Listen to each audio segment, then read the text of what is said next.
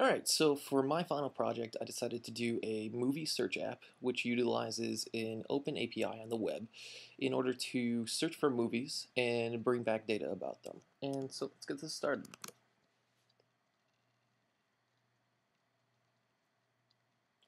Alright, so here we have the app's main screen. The app is called MovieDb.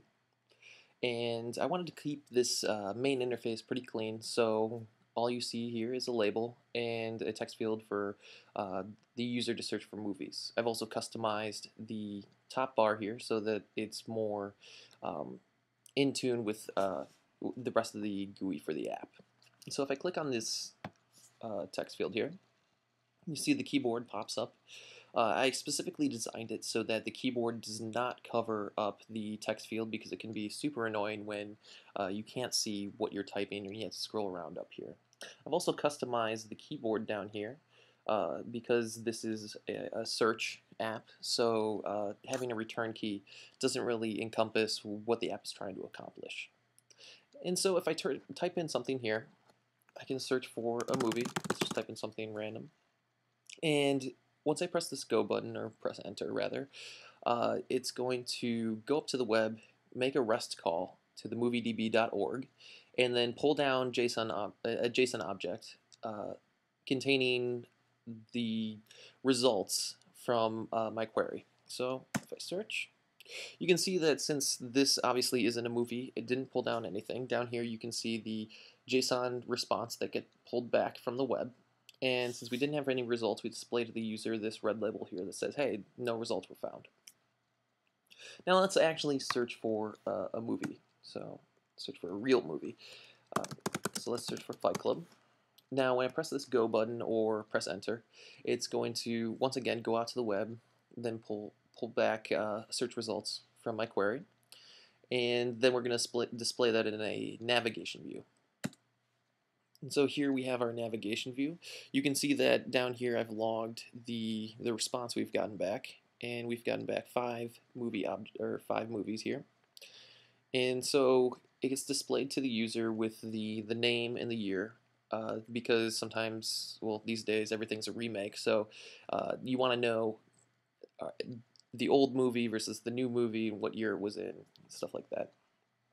Here you can see that there was no year on here, so we just display not available to the user. You also notice that I've customized the GUI for this screen so that it's more in tune with what the rest of the app looks like. And so now if we just select a movie here, it's going to once again go out to the web, but it's going to pull down more information because you can see that we didn't really get back that much information. I mean, we got back the original title and the release date and stuff like that, but we want to display more information to the user about the movie. So if I click on this movie here, it went out to the web, and you can see that we got back a much larger JSON response this time that contains much more information about the movie that we've selected. We've also pulled back, the poster so that we can display some of that to the user. So here you have, the release date, the genre, the budget, the runtime, and the overview of the movie.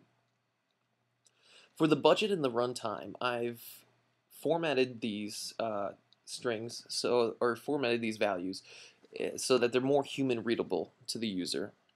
You can see down here that when the budget actually comes back, it just comes back as an integer. And for the user, this becomes problematic to read. It's not very human readable when you get up into hundreds of millions of dollars for your budget. You don't know exactly what this number represents.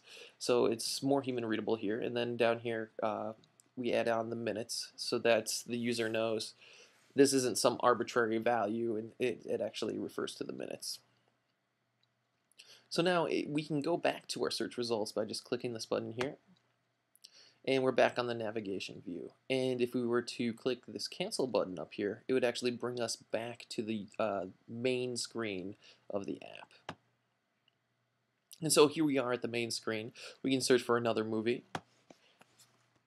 Search for Black Swan this time.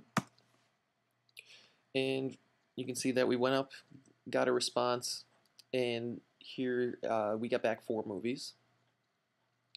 So if we select this one, you can see now that we've gotten populated data here. You'll notice that Black Swan's poster at that time took a half second to load more than the rest of the data, and that's because we made the call to get that poster image asynchronous, so that the user doesn't have to wait around on the navigation screen while we're trying to pull down that image and display it to the user.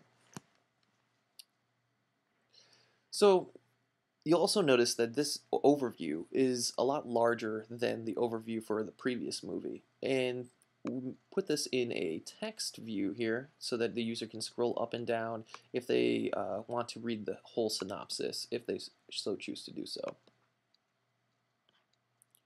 Now let's go back to the main screen again. We can search for another movie. This time let's search for one that pulls back a lot more results. So let's start for Star Wars. Alright, so we have a lot more results. You'll notice that it pulled down a lot of data. I'm not sure why it pulls down the Chronicles of Narnia. I guess that's just a feature of their API. But it pulls down everything kind of related to Star Wars. And the logic behind this is that not done by me. I utilize the API to do this logic for me, so I don't really have to do any processing on the values that the user puts in. It just goes out and searches them and gets back all these responses. So once again, if I click on, let's say, A New Hope, again, we get this view to the user, and you can notice that the image did take a half second, maybe more, to load than the rest of the data, and again, because we're doing it asynchronously. Alright, so that's pretty much all for my app. I hope you enjoyed viewing it, and thank you for watching.